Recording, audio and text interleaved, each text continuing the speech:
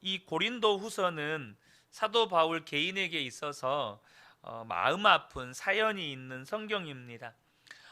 자신이 개척한 고린도 교회 성도들로부터 배척받고 또 공격받고 있는 처지에서 사도 바울의 어떤 심경이 담겨져 있는 성경이라고 할 수 있겠습니다.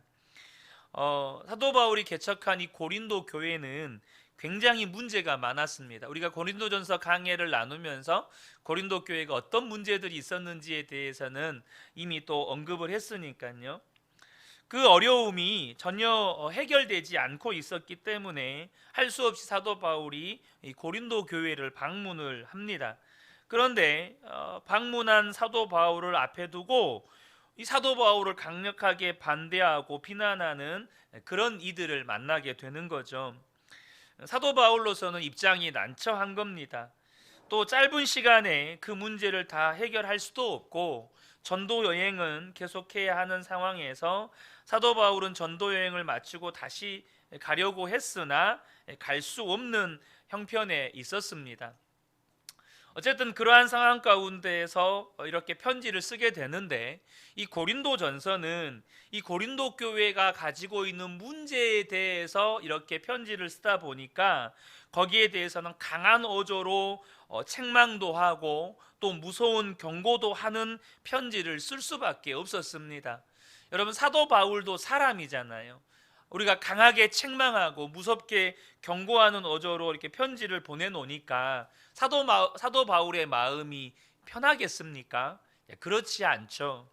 또 사도 바울을 반대하는 사람들도 있었기 때문에 또 한편으로는 그들이 이 편지를 읽고 더 반발하지는 않을까, 또 이런 생각도 드는 거죠. 그때 고린도 교회로부터 소식이 들려오는 것이 그들이 이 고린도전서 편지를 받고 회개했다는 겁니다. 하나님께 돌이켜 회개했다는 거예요. 물론 전 성도가 다 그렇게 한 건 아니지만 많은 성도들이 회개하고 돌이키는 역사가 있었다는 겁니다. 그래서 사도 바울이 얼마나 기뻤겠어요. 이 편지를 통해서 좀 무거운 마음으로 편지를 보냈는데 그렇게 책망하고 경고하고 이런 편지를 받고 그들이 회개하고 돌이켰다니까. 그래서 사도 바울이 다시 편지를 보냅니다. 지난 편지에서는 엄청난 이렇게 경고와 책망의 편지였다 보니까 이 다음 편지에는 이제 위로와 또 보살핌의 편지를 보내게 되는 겁니다. 그게 바로 고린도 후서입니다. 이 고린도 전서와 고린도 후서 사이에 그런 일이 있었다는 것을 이해할 필요가 있습니다. 그래서 이 고린도 전서는 고린도 교회의 문제에 대한 사도 바울의 대답을 보냈다면, 이 고린도 후서는 이 사도 바울 자신의 변호가 또 많이 담겨 있습니다. 그래서 이 자신의 변호가 담겨 있다 보니까 이 고린도 후서를 보면 개인적인 간증과 같은 메시지가 많이 기록이 되어 있습니다. 그러다 보니 여러분, 우리가 말씀을 듣는 것보다 간증이 더 은혜가 되잖아요. 그렇지 않습니까? 그래서 이 고린도 후서를 보면 참 우리에게 은혜가 되는 메시지들이 많이 담겨져 있습니다. 저는 오늘 본문을 통해서 사도 바울로부터 배워야 할 몇 가지 어떤 믿음에 대한 이야기를 나누기를 원하는데요. 물론 오늘 설교의 제목도 가장 비중 있는 부분은 환난에 대한 이야기를 나눌까 합니다. 오늘 말씀의 제목이 하나님만 의지하게 하는 환난이라는 제목입니다. 이제 고린도 교회 안에 사도 바울을 비난하고 공격했던 이 사람들은 유대 배경의 율법주의적인 성향을 가진 사람들이었습니다. 그들은 아마도 예루살렘 교회에서 왔을 것으로 추정이 되는데요. 이들은 사도 바울을 비난하기를 사도 바울이 진짜 사도가 아니라는 거예요. 이유는 예수님 살아생전에 예수님께 직접 택함 받은 12제자가 아니기 때문이죠. 그러니까 가짜 사도니까 사도 바울이 전한 복음도 가짜라는 거예요. 그리고 그들이 주장하는 바는 율법을 반드시 지켜야 한다는 것입니다.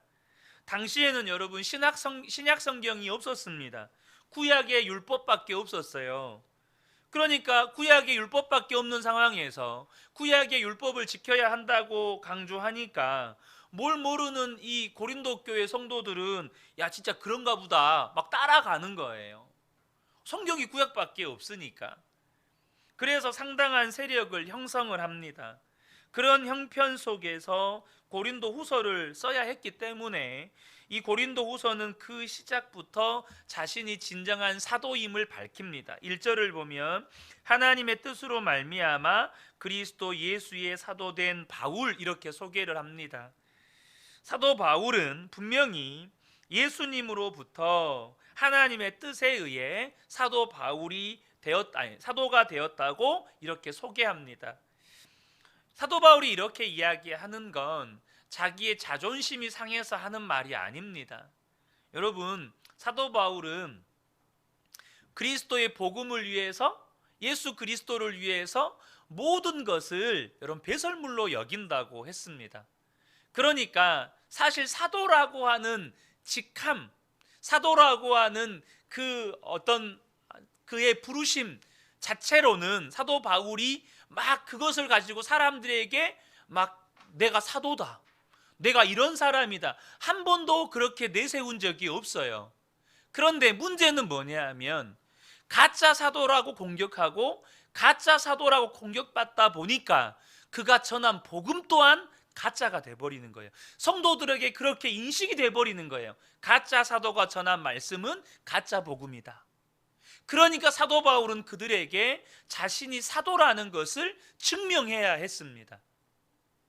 그래서 사도 바울이 자존심 상해서 하는 말이 아니라 그가 전한 복음이 부정돼 버리니까, 사람들이 율법 따라가 버리니까, 이 유대인 그리스도인들이 말한 율법을 행해야, 뭐 할례를 행해야 구원받는다 이렇게 주장하고 있으니까 복음이 부정되니까 그가 진짜 사도인 것에 대해서 이야기할 수밖에 없었던 겁니다. 자신이 하나님의 부르심을 받은 사도다라는 것을 밝히는 거죠. 이런 상황에서 편지를 쓰고 있는데 먼저 사도 바울이 고린도 교회와 고린도 교회 성도들을 향한 태도를 보면 놀랍습니다. 여러분은 어떻습니까? 여러분을 공격하는 사람들, 그 무리들을 대할 때 여러분은 어떤 태도를 취하시나요? 이유가 없어요. 가짜 사도다 그놈. 그놈이 전한 복음은 가짜다. 막 이렇게 사람들에게 이간질을 하고 사람들에게 거짓 소문을 퍼뜨리고 사도 바울을 소위 말해서 완전히 생매장시키는 거죠. 고린도 교회에서. 여러분 그런 사람들을 바라볼 때 여러분은 어떤 심정으로 바라보실 것 같습니까?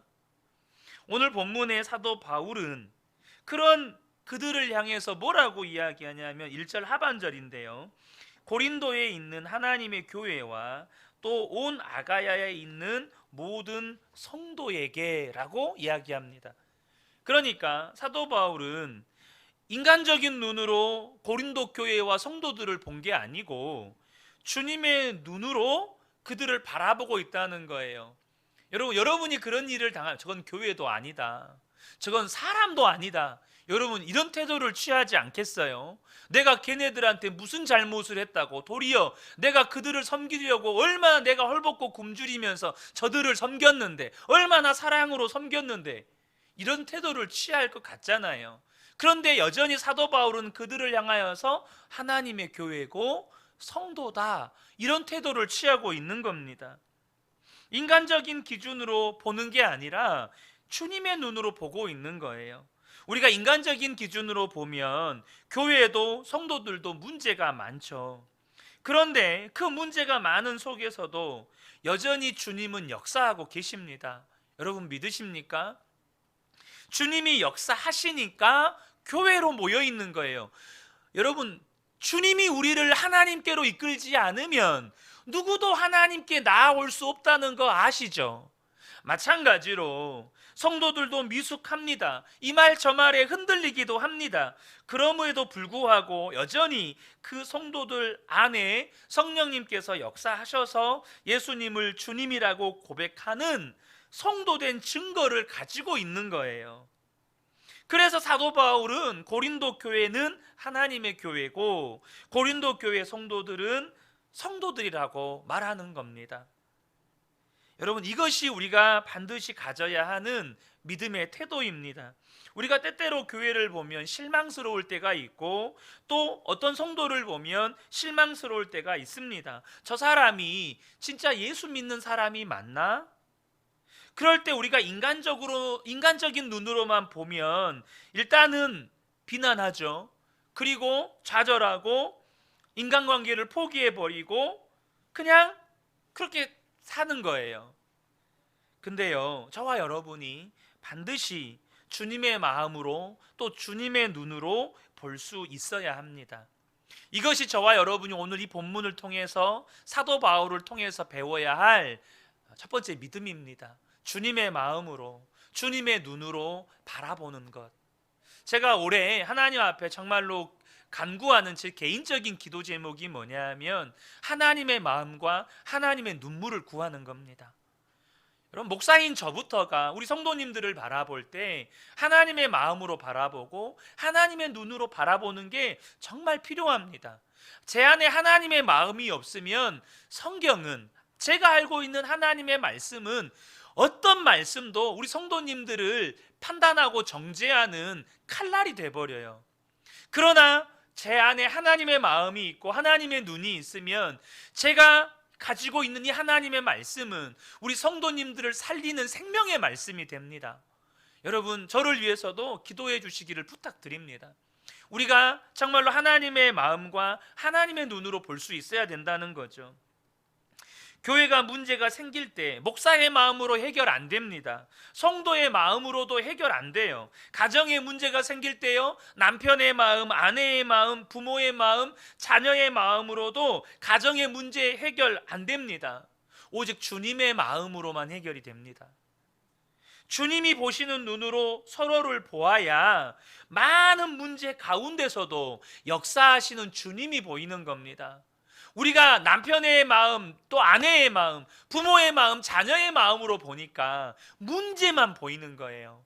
근데 주님의 마음으로, 주님의 눈으로 보면 여러분, 하나님이 역사하시는 게 보입니다. 여러분, 성도의 믿음은 그것이 비록 하나님이 역사하시는 것이 너무너무 미약하게 보인다 할지라도 그것을 크게 보고 그것에 집중하고 그것을 바라보는 거예요. 사도 바울은 주님의 눈으로 지금 고린도 교회를 바라보고 있는 것입니다. 자신이 개척한 교회의 성도들로부터 오해도 받고 비난도 받는 이런 형편 속에서 사도 바울의 또 하나의 태도를 보면 그가 찬양하고 있다는 겁니다. 3절을 보면 찬송하리로다 그는 우리 주 예수 그리스도의 하나님이시여. 여러분, 지금 사도 바울의 심경, 또 고린도 교회와의 관계는 여러분 지금 아슬아슬한 분위기입니다. 엄청난 긴장과 갈등의 환경 가운데 있어요. 그런데 사도 바울의 태도는 뭐죠? 그런 긴장, 그런 갈등, 그런 어려움 가운데 있지만 사도 바울은 하나님을 찬양합니다. 제가요, 주일날 함께 예배 때 찬양을 하는데 우리 성도님들을 바라볼 때 우리 성도님들이 지금 뭔가 하나님 앞에서 자유하지 못하다, 뭔가 지금 하나님을 온전히 바라보고 있지 못하다라는 것을 제가 영적으로 이게 느꼈습니다. 그런데 제가 자꾸 거기에 집중을 하니까 저 역시도 거기에 마음을 빼앗기려 하는 거예요. 아마 성도님들이 저를 어떻게 보셨는지는 모르겠지만 제 마음 가운데 하나님 앞에 결단했습니다. 하나님, 저는 하나님만 찬양할 겁니다. 제가 상황이나 환경에 내 마음을 쏟지 않고 저는 하나님만 예배할 겁니다. 그래서 저는 찬양 가운데 기뻤습니다. 제가 사실 첫 번째 찬양을 여러분 우리 내게 강 같은 평화 그 찬양 후렴 부분에 우리 이번 주일날 불렀잖아요. 그 찬양 부르고 잠깐 찬양 멈추고 우리 성도님들에게 선포해주고 싶었습니다. 최고의 영적 전쟁은 하나님을 찬양하는 겁니다. 가장 강력한 영적 전쟁은 하나님을 찬양하는 겁니다. 여러분 안에 있는 근심과 걱정과 염려에 집중해봐야 그 문제 해결도 안 되고 오히려 하나님을 바라보는 여러분의 시선만 가리워질 뿐입니다. 하나님을 찬양하는 것이 가장 강력한 승리의 비결입니다. 이거를 여러분들에게 선포해 주고 싶었어요. 그런데 또 그것이 제 의가 될까봐, 혹은 그것이 또 여러분에게 하나님을 바라보는 것이 또 방해가 될까봐 제가 거기서 잠깐 멈췄습니다. 근데 여러분, 사도 바울의 태도를 보세요. 지금 찬양할 마음, 찬양할 여력이 어디 있습니까? 지금 고린도 교회가 난리가 났는데 사도 바울 그놈 나쁜 놈이다, 죽일 놈이다, 그놈 가짜 사도다, 이런 분위기인데 사도 바울은 뭐 합니까? 찬송하리로다. 주님을 찬양하는 겁니다. 왜요? 문제는 많지만 사도 바울은 분명하게 믿습니다. 주님은 나와 함께 하신다. 사도 바울이 찬송하는 하나님은 멀리 계신 하나님이 아니고 지금 나와 함께 계신 하나님이었습니다. 지금 내 안에서 역사하시는 하나님이었어요. 그러니까요, 사도 바울은 그것 때문에 근심하고 걱정하고 염려하고 또 분노하고 차라리 거기에 마음 빼앗길 바에야 나는 내 안에 계신 주님 찬양한다. 이것이 우리가 배워야 할 두 번째 믿음의 태도인 겁니다. 여러분, 우리가 상황과 형편을 보면 찬양할 만한 형편이 얼마나 있습니까? 그렇지 않습니까? 하나님을 찬양할 만한 형편이 여러분에게 얼마나 많이 있습니까? 하루에 한 번이라도 있습니까? 상황만 보면, 상황만 본다면, 당장 새벽에 일어나면 피곤해서 찬양하기 싫습니다. 당장 새벽에 눈을 뜨면 피곤해서 찬양이 안 나와요. 그러죠? 삶의 현장으로 가면 계속해서 어떤 문제들만 생깁니다. 여러분의 감정을 건드리는 어떤 말들이 막 들려요. 도대체 찬양할 만한 형편이나 상황이 얼마나 있습니까? 찬양은 상황이나 형편 때문에 하는 게 아니고 내 안에 계신 주님을 믿기 때문에 하는 겁니다. 그 주님 앞에 찬양을 선포하고 찬양하는 것이죠. 우리에게 이 믿음이 필요하다는 것입니다. 사도 바울은 이제 자신을 변호해야 했기 때문에 서신 앞부분에서 이제 자신이 당한 이 고난에 대한 이야기를 꺼냅니다. 자기가 복음을 전하는 사도로서 고난을 많이 받았다는 거예요. 왜 고난을 받아야 합니까? 5절을 보면 그리스도의 고난이 우리에게 넘친 것 같이 우리가 받는 위로도 그리스도로 말미암아 넘치는도다 라고 말씀합니다. 그리스도의 고난이 먼저 우리에게 넘친다고 하죠. 이게 무슨 말입니까? 예수님을 믿으려고 하니까, 또 예수님을 증거하려고 하니까 고난이 온다는 겁니다. 예수님을 더 잘 믿으려고 하고 더 많이 전하려고 하니까 고난이 더 넘치게 온다는 거예요. 예수님을 믿지 않고 증거도 하지 않으면 고난 당하지 않아도 됩니다. 그런데 사도 바울이 그리스도인이 내게 넘친다는 표현은 그만큼 복음을 전하는 일에 열심을 가졌다는 이야기입니다. 그런데 여러분, 예수를 믿고 난 다음에 고난받는 것이 전부라면 예수님의 복음을 전하고 주님의 뜻대로 살 사람이 누가 있겠습니까? 예수 믿고 고난받는 게 전부라면. 사도 바울이 놀라운 말씀을 전하고 있습니다. 바로 우리가 받는 위로도 그리스도로 말미암아 넘친다는 것이에요. 고난만 있는 게 아니고 고난이 오지만 그 고난을 능히 이길 수 있는 위로가 주님으로부터 사도 바울에게 임했다는 것입니다. 그러니까 사도 바울이 그 고난을 받으면서도 사명을 끝까지 감당할 수 있었죠. 우리도 마찬가지입니다. 우리가 하나님의 뜻대로 살려고 하고 예수님을 주님으로 왕으로 모시고 살려고 하면 어려움이 닥쳐옵니다. 그때 흔들리거나 우리가 속지 말아야 합니다. 왜냐하면 주님은 능히 우리가 이길 수 있도록 위로하시고 힘주시는 분이시기 때문입니다. 저와 여러분이 이것을 믿으셔야 돼요. 예수님을 잘 믿으려고 하면 고난은 더 커집니다. 그러나 주님의 위로와 하나님의 은혜는 고난보다 더 큽니다. 주님을 잘 믿으려고 하면 할수록 고난은 커지지만 또 우리에게 부어지는 주님의 위로는 그 고난보다 더 크다는 거예요. 스데반이 예수님의 부활을 전하다가 돌에 맞아 죽습니다. 얼마나 끔찍하고 고통스럽습니까? 그런데 스데반이 그것을 능히 감당할 수 있었습니다. 왜요? 하늘이 열리고 보좌에 앉으신 하나님이 보이고 자신을 내려다 보시는 예수님이 보였기 때문입니다. 그러니까 그 순교의 사명을 스데반이 감당하게 된 겁니다. 여러분, 하나님이 우리에게 고난만, 환난만 주시지 않습니다. 우리가 감당해야 할 환난이라면 감당할 수 있는 위로와 능력을 반드시 부어 주십니다. 8절과 9절을 보면 사도 바울은 자신이 당한 고난에 대해서 이렇게 말씀합니다. 형제들아, 우리가 아시아에서 당한 환난을 너희가 모르기를 원하지 아니하노니 힘에 겹도록 심한 고난을 당하여 살 소망까지 끊어지고 우리는 우리 자신이 사형 선고를 받은 줄 알았으니. 이게 무슨 말이냐면 사도 바울 스스로가 판단할 때도 이제 죽었구나, 여기에서 끝이구나 라고 생각할 만큼 그런 끝까지 갔다는 겁니다. 그러나 하나님이 건져주셨습니다. 여러분, 사도 바울도 사람인데 또 하나님께서 사도 바울에게 이방인의 사도로 부르셨다고 말씀하셨고 이방인에게 복음 전하라고 말씀까지 해주셨는데, 근데 사도 바울이 생각할 때 이제는 끝이구나라는 생각이 들 만큼 고난이 왔어요. 그럼 사도 바울이 하나님께 안 물어봤겠습니까? 하나님, 도대체 이제 분명히 건져 주셨어요. 이렇게 건져 주실 거면 애초부터 고난을 당하게 하지를 말든지, 아니면 왜 이런 끔찍한 고난을 저에게 허락하십니까? 제가 생각할 때도 완전히 죽을 것 같듯 완전히 그런 상황이었는데 왜 이런 상황을 허락하시며 또 왜 거기서 우리를 건져 주시는 겁니까? 사도 바울 안에도 이런 의문점이 들지 않았겠어요? 그때 하나님께서 사도 바울에게 즉시 응답을 주시는 겁니다. 여러분 중에도 나의 삶에는 왜 이렇게 어려움이 많지? 내 삶에는 왜 이렇게 고난이 많지?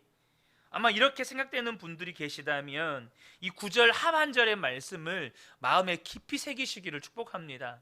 9절 하반절을 보면 이는 우리로 자기를 의지하지 말고 오직 죽은 자를 다시 살리시는 하나님만 의지하게 하심이라.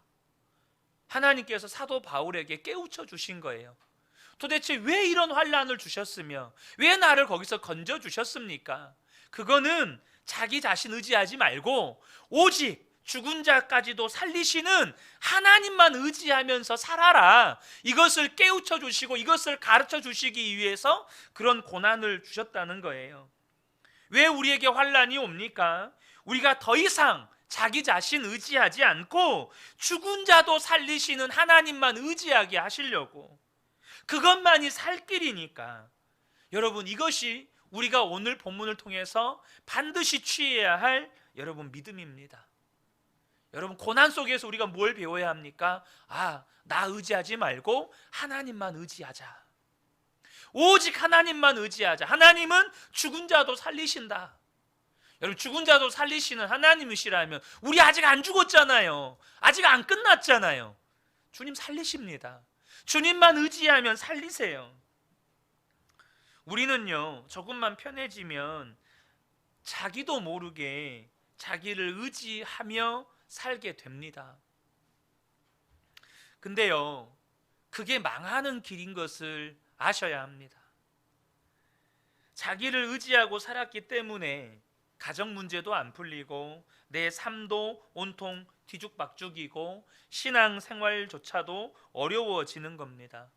여러분, 성도인 우리가 살 길은 오직 하나입니다. 나를 의지하지 않고 죽은 자도 살리시는 하나님, 그분만 의지하는 것. 그때 여러분, 세상도 이기고 강한 자도 이기는 겁니다. 그래서 환난이 우리에게 유익이 되는 겁니다.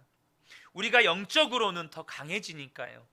나를 의지하지 않고 오직 하나님만 의지하게 되니까 우리가 영적으로 강해지는 겁니다.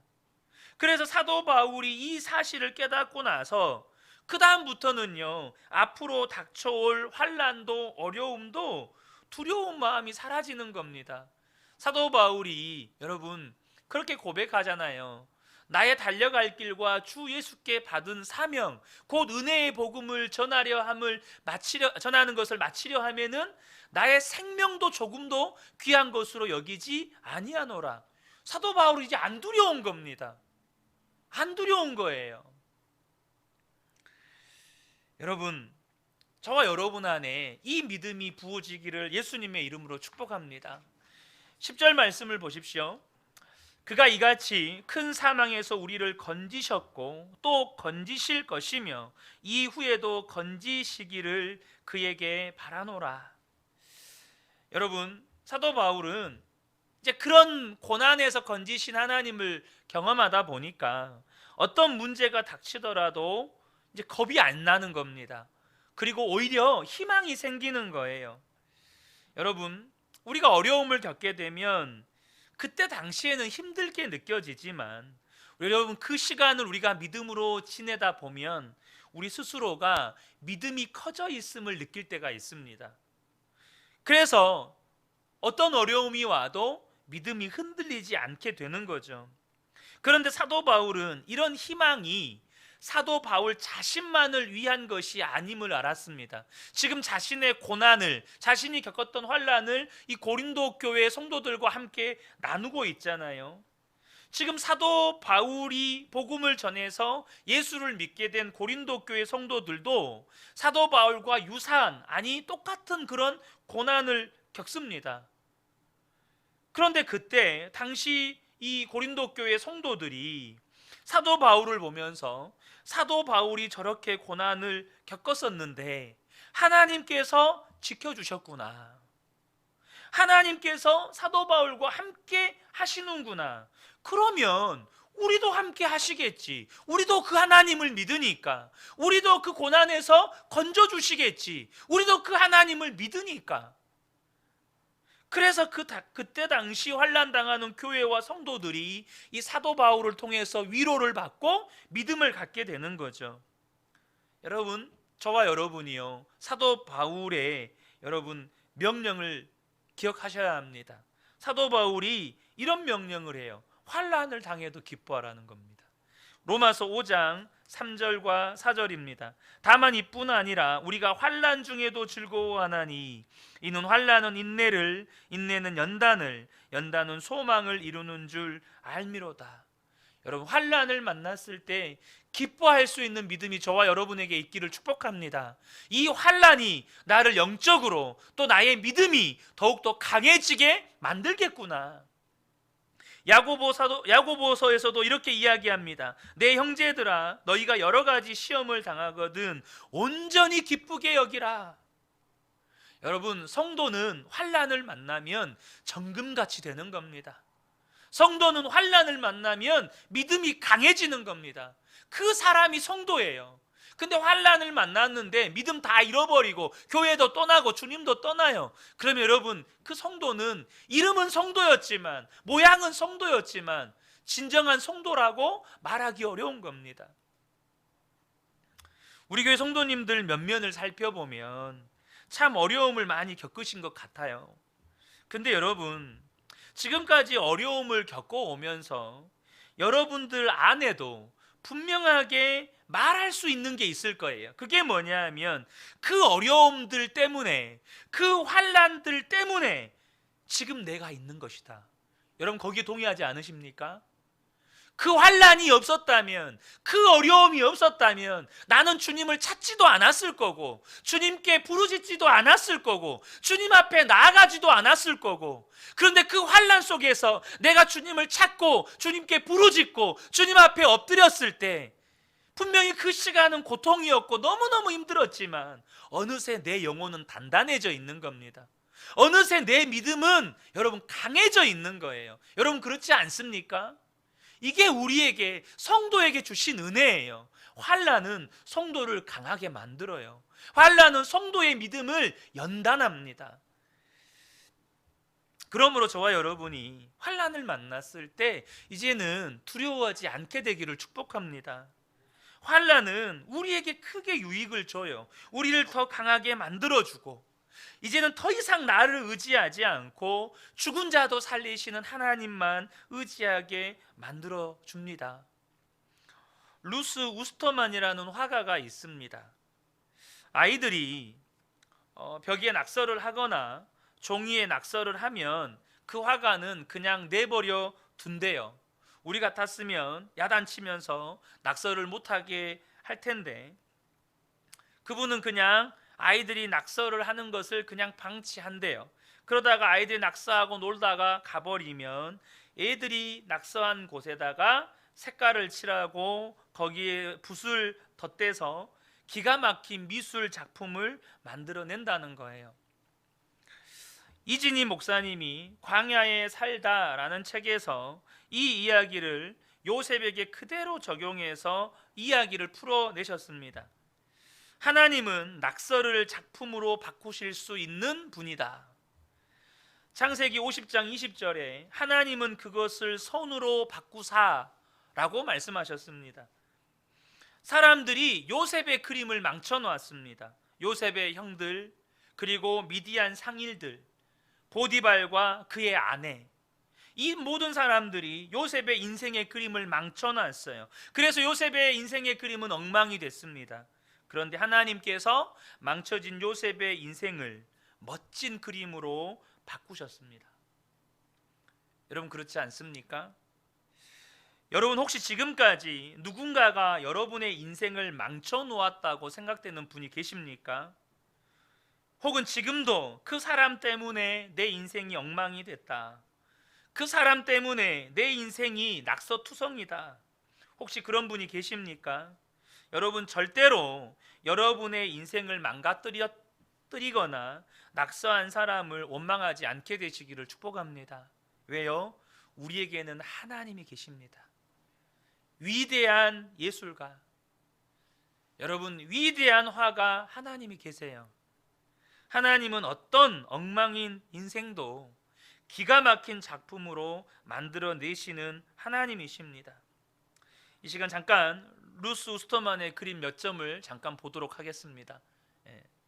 띄워주세요.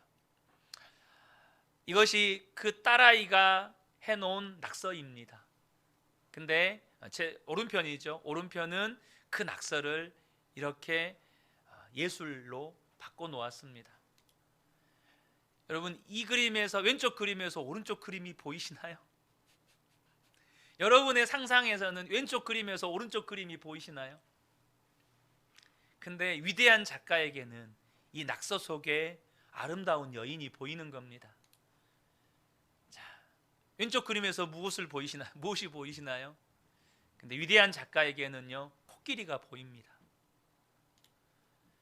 여러분, 저는 도대체 저 낙서가 뭔지를 모르겠어요. 그런데 위대한 화가의 손에 들려지면, 붓이 들려지면 그게 부엉이의 얼굴로, 이걸 올빼미라 그러나요? 이렇게 뾰족하게 이렇게 올라와 있으면 멋진 올빼미로 바뀌는 겁니다. 여러분, 사람이나 환경이 저와 여러분의 인생을 때로는 낙서투성이로 만들 수 있습니다. 그런데 저와 여러분의 인생은 거기서 끝이 아니라는 거예요. 더 중요한 사실은 그들이 우리의 인생의 그림을 그리는 화가가 아니라는 겁니다. 우리의 인생을 그려가시는 분은 위대한 창조주, 위대한 우리의 구원자, 위대한 하나님이십니다. 하나님이 저와 여러분의 인생을 여러분 무엇과도 바꿀 수 없는 작품으로 만드실 수 있습니다. 그래서 우리가 함께 계시는 그 주님을 계속해서 바라보아야 하는 것이에요. 사람들이 내 인생을 잠깐이지만 엉망으로 만들 수 있겠죠. 그들이 의도했든 의도하지 않았든. 그러나 하나님은 엉망이 되어버린 그 인생을 기가 막힌 예술작품으로 만드신다는 거예요. 그러므로 연단과 환난을 두려워하지 않게 되시기를 축복합니다. 오히려 지금이야말로 주님을 주목하고 주님과 동행하는 삶을 훈련할 때입니다. 주님이 함께 하시면 이기지 못할 환난은 없죠. 문제는 안 믿어지는 겁니다. 예수님이 나와 함께 계시고 항상 나와 동행하신다는 이 엄청난 사실을 듣기만 했지 실제로 믿지를 못하니까 이 문제 저 문제 앞에서 그렇게 맥없이 흔들리는 겁니다. 우리가 꼭 알아야 될 것이 있는데요, 오늘 말씀의 결론 부분입니다. 여러분, 성도가 겪어야 될 진정한 환난은 아직 오지 않았다는 겁니다. 여러분, 주님이 다시 오시기 전에 성경은 몇 가지 징조에 대해서 말씀하시는데 종말론에 대한 다양한 견해 차이에도 불구하고 한결같이 이야기하는 것은 성도의 환난입니다. 여러분은 예수님 믿는 것 때문에 성도가 당하게 될 환난을 맞이할 준비가 되어 있으신가요? 아직까지 분명히 우리에게는 어려움이 있지만 그것이 진정한 환난이라고 말할 정도는 아닙니다. 언제 우리에게 그런 일이 일어날지는 아무도 모르죠. 예수 믿는다고 하면 모든 것 포기해야 되고 죽임을 당해야 할 때가 올 수도 있습니다. 그게 무슨 허무맹랑한 소리입니까? 여러분, 2000년 전에 초대교회는 그런 박해와 환란이 올 줄 알았겠습니까? 초대교회 성도들이 예수 믿으면 바로 끌려가서 십자가에 못 박혀 죽고 짐승의 먹이가 돼서 죽고 칼에 톱에 쓸려 죽는다는 거 알았을까요? 아무도 몰랐죠. 그런데 예수 믿으니까 280년을 지하 무덤에서 살아야 했습니다. 여러분, 그날 우리는 모릅니다. 하지만 그런 때가 온다고 하더라도 나는 흔들리지 않는다. 그 믿음을 지금 준비하셔야 합니다. 우리가 예수를 잘 믿은 것 같았는데 코로나19라는 이전에 경험해보지 못한 상황이 오니까 예수를 믿는지 안 믿는지 정신을 못 차리는 사람들이 많았습니다. 정말 안타까운 현실이지만 코로나 이 2년 사이에 교회가 폐쇄되거나 예배가 중단된 교회가 한국에 9천여 개 교회가 있었다고 발표가 됐습니다. 우리가 무엇을 판단하고 정죄하자는 말이 아니라 분명한 것은 어려움이 오니까 주님을 떠나가는 사람들이 많았다는 사실입니다. 감히 예견컨대 지금 이때를 기회 삼아서 주님을 바라보고 주님과 동행하는 훈련이 안 된 성도들은 앞으로 더 어려운 영적 시련이 오게 되면 버티지 못합니다. 여러분, 지금 준비하셔야 합니다. 지금 준비하셔야 돼요. 지금의 어려운 시기가 믿는 우리에게 환난의 때이기도 하고 또 믿음을 연단할 기회이기도 하지만 이것을 하나님의 관점에서 보면 어쩌면 지금 옥석을 가리는 혹은 알곡과 가라지를 구분하는 시기일 수도 있습니다.